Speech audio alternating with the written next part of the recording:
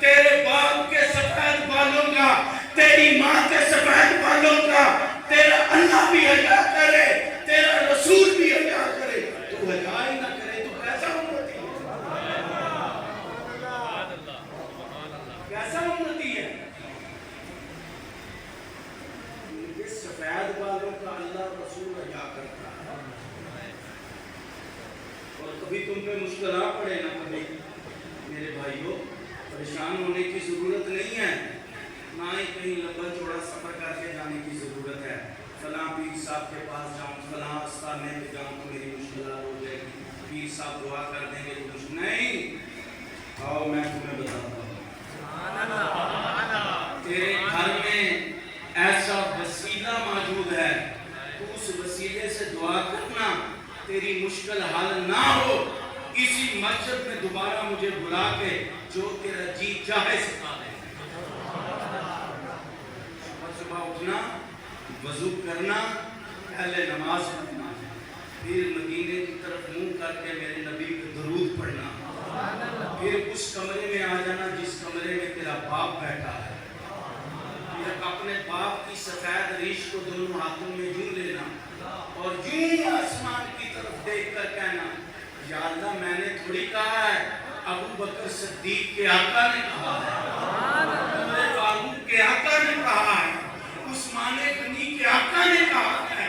مولا علی کے آقا نے کہا ہے کہ تو ان سفید بالوں کا حیا کرتا ہے، یا اللہ وہ جن سفید بالوں کا تو حیا کرتا ہے، تیرا نبی حیا کرتا ہے، میں انہیں وسیلہ بنا کر تیری بارگاہ میں یہ عرض گزار ہوں، میری یہ مشکل ہے، ان سفید بالوں کے صدقے میں میری مشکل آسان کر دے، خدا کی قسم کھا کے کہتا ہوں، خدا تیری مشکل ضرور آسان۔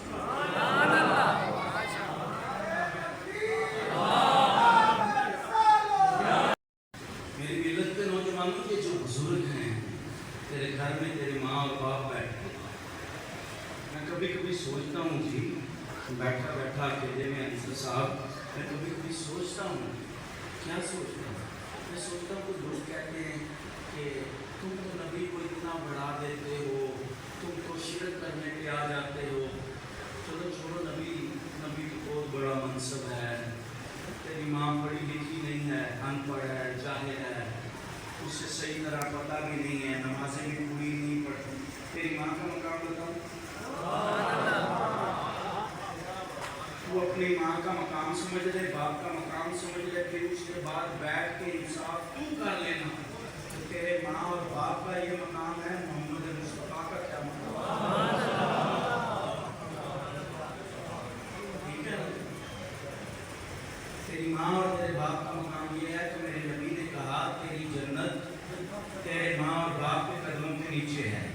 جنت ماں کے قدموں کے نیچے ہے، اس جنت کا دروازہ تیرے باپ کے ہو گیا۔ اور پھر ایک اور مقام پہ میرے نبی نے کہا ہر فرما بردار بیوی کو جنت اس کے شوہر کے قدموں کے نیچے ہے، سمجھ گئے؟ جنت کون سی جگہ ہے؟ جنت کوئی یہ آپ کے سرگودے کا کیمپ کا ایریا ہے، اسلام آباد کا کوئی ایریا ہے، کوئی عام سی چیز ہے؟ سدرۃ المنتہا جو سفار ہے، 8 درجے ہیں جنت کے، پہلا درجہ سدرۃ المنتہا کے اوپر جبرائیل کے گھر کے سامنے پہلے درجے کا دروازہ کھلتا ہے، ادھر جبرائیل کا گھر، ادھر جنت کا دروازہ، آمنے سامنے، یہ جنت کا پہلا درجہ ہے، سمجھ گئے؟ میں نے صرف تمہیں مقام سمجھانے کی کوشش کی کہ جنت ہے کیا، اس میں حوریں ہوں گی، ملائک ہوں گے، گرمان ہوں گے، نیک لوگ ہوں گے، صالحین ہوں گے، مومنین ہوں گے، ولی ہوں گے، سلطان بابو ہوں گے، پیر سردار ہوگا، حسین احمد مدنی ہوں گے، خواجہ میری ہوں گے، داتا جی ہوں گے، سارے ہوں گے نا جنت میں، ایسے ہی ہے نا، تم اور میں بھی ہوں گے نا، ایسے ہی ہے نا، یہ ہے جنت کا مقام، اور تیری ماں کے قدموں کے نیچے نہیں پہنچی، یعنی کہ تیری ماں کے قدم کی ابتدا یہ ہے، تیری ماں کے قدموں کے تلبے کے نیچے جنت ہے، تیری ماں کا یہ مقام ہے تو زہرا کے بابا کا کیا مقام